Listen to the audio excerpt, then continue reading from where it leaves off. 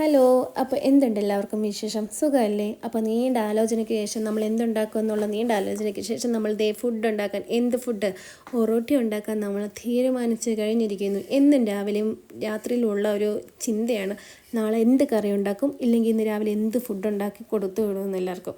അങ്ങനെ നമ്മൾ ഒറോട്ടി ഉണ്ടാക്കാമെന്ന് വിചാരിച്ചു. ഇവിടെ ഒറോട്ടി എന്നും പറയും, പത്തിരി എന്നൊക്കെ പറയും. അങ്ങനെ പൊടി തട്ടുവാണ്. ഇവിടെ എല്ലാവർക്കും പൊടി തട്ടിയതാണ് ഇഷ്ടം. എനിക്ക് പൊടി തട്ടിയതും കുഴപ്പമില്ല, പൊടി തട്ടാത്തതുമാണ് ഇഷ്ടം.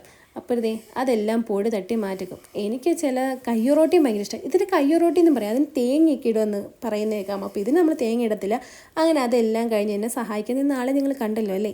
അങ്ങനെ അതെല്ലാം കഴിഞ്ഞ് അവിടെ എല്ലാം ഒന്ന് വൃത്തിയാക്കും. ആദ്യം ഒന്ന് തൂത്ത് വൃത്തിയാക്കും, അത് കഴിഞ്ഞ് വെള്ളം കൊണ്ട് തുടയ്ക്കും. അത് കഴിഞ്ഞ് പുൽത്തൈലം, എനിക്ക് പുൽത്തൈലിട്ട് തുടച്ചില്ലെങ്കിൽ വല്ലാത്തൊരു ബുദ്ധിമുട്ടാണ്. അല്ലെങ്കിൽ അവിടെ ഒരു ഈച്ചയൊക്കെ വന്നിരിക്കും കേട്ടോ. അതുകൊണ്ട് എനിക്ക് പുൽത്തൈലമൊക്കെ ഇട്ട് തുടയ്ക്കണം. അങ്ങനെ നമുക്ക് ഇന്ന് ഒരുപാട് പണിയുണ്ട്. തുണി എടുക്കാൻ പോകണം, സേവ് ദ ഡേറ്റ് എന്ന ലൊക്കേഷനിലൊക്കെ പോകണം, സേവ് ദ ഡേറ്റ് ഒക്കെ ഉണ്ട്. അപ്പോൾ നമുക്ക് അവിടെ എല്ലാം പോകണം. അങ്ങനെ നേരെ നമ്മൾ ഇതെല്ലാം വൃത്തിയാക്കിയിട്ട് ഒറോട്ടി ചുടാൻ വേണ്ടി പോകുന്നതാണ്. അപ്പോൾ അടുപ്പിലാണ് നമ്മൾ ചുടുന്നത്. നമ്മളിപ്പോഴും ഫുഡ് ഉണ്ടാക്കുന്ന അടുപ്പിലാണ്, അതാണ് നല്ല ടേസ്റ്റ്. നമ്മളെവിടെ പോവാം?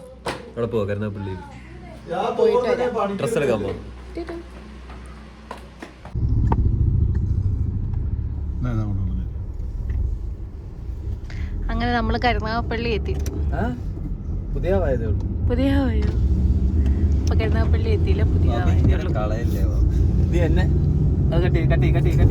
അപ്പോൾ നമുക്ക് ഇന്ന് വെഡ്സിൻ്റെ പോകേണ്ട ഒരു ആവശ്യമുണ്ടായിരുന്നു. ഞാൻ അവരോട് പറഞ്ഞു നമുക്ക് വെഡ്സിൻ്റെ തന്നെ പോകാമെന്ന്. അവർക്ക് വാപ്പിക്കും ഉമ്മയ്ക്കും ഞങ്ങളേക്കും ഒന്നും ഡ്രസ്സ് എടുത്തില്ല. പിന്നെ ഐസുമോൻ എടുത്തത് സൈസ് ചെറുതായിപ്പോയി, അത് നമുക്കൊന്ന് മാറ്റുകയും ചെയ്യണമായിരുന്നു.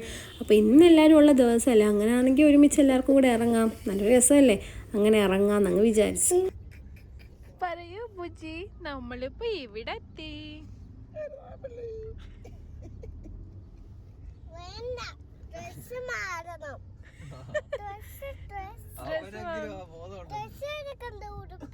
ഉടുപ്പെടുക്കണം. ഇതാണ് എന്റെ ഹസ്, ഇതാണ് എന്റെ ഹസ്, ഇതാണ് എന്റെ ബ്രദർ. ഞാൻ പറഞ്ഞിട്ടുണ്ടായിരുന്നു ഞാൻ ക്യാമറയുടെ മുമ്പ് എന്തായാലും ഇവരെ കൊണ്ടുവന്നിരിക്കുമെന്ന്.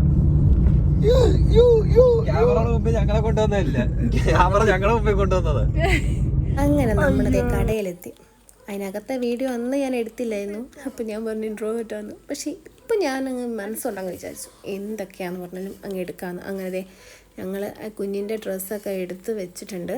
അപ്പോൾ ബാക്കിയുള്ളവരെയൊക്കെ നോക്കണം. അപ്പോൾ അവർ ഈ സെക്ഷനിലോട്ട് വരാമെന്ന് പറഞ്ഞു. അങ്ങനെ അവരുമായിട്ട് ഞങ്ങൾ മെൻസിൻ്റെ സെക്ഷനിലോട്ട് ചെന്നു. കൊള്ളാട്ടോ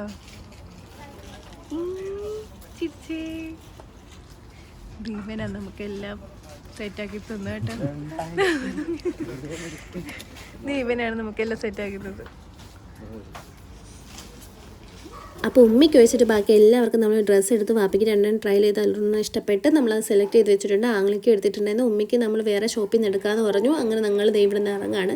ബാക്ക്ഗ്രൗണ്ടിൽ ആൾക്കാരൊക്കെ ഉണ്ട്, അതാണ് സൗണ്ട് കേൾക്കുന്നത്. അപ്പോൾ നമ്മൾ ഉമ്മയ്ക്ക് വേറെ കടയിൽ നമ്മൾ എടുത്തിട്ടുണ്ടായിരുന്നു. ആ വീഡിയോ ഒന്നും എടുക്കാൻ പറ്റില്ല. അതിൻ്റെ ഇടയ്ക്ക് ഇനി ഫോൺ എനിക്കൊരു പണി തന്നു. പിന്നെ ഇക്കയുടെ ഫോണിൽ നിന്നാണ് നമ്മൾ വീഡിയോ എടുത്തത്. അപ്പോൾ ഇതാണ് ലൊക്കേഷൻ, സേവ് ദ ഡേറ്റിൻ്റെ ലൊക്കേഷൻ ഇതാണ്. അപ്പോൾ ഇതിൻ്റെ ഒരു കുഞ്ഞുമ്മാടെ മോൻ്റെ കൂട്ടുകാരൻ്റെ വീടാണ്. അപ്പോൾ ഈ മാങ്ങ ഉണ്ടോ, നമ്മളൊക്കെ ആയിരുന്നെങ്കിൽ ഈ മാങ്ങ ചമ്മന്തിയും മീൻകറിയും ഒക്കെ വെച്ച് കല്യാണ ചെറുക്കൻ്റെയും പെണ്ണിൻ്റെയും സേവ് ദ ഡേറ്റ് എടുക്കാൻ വേണ്ടി വന്നത്.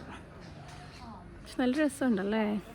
അപ്പോൾ ഇതാണ് ചെറുക്കനും പെണ്ണ്. അങ്ങനെ അവരുടെ റൊമാൻസും ഫോട്ടോഷൂട്ടൊക്കെ കണ്ടു കഴിഞ്ഞാൽ നമ്മൾ നേരെ വീട്ടിൽ പോകണം. അപ്പോൾ എൻ്റെ വീഡിയോ ഇഷ്ടപ്പെട്ടെങ്കിൽ ലൈക്ക് സബ്സ്ക്രൈബ് കമൻറ്റ്.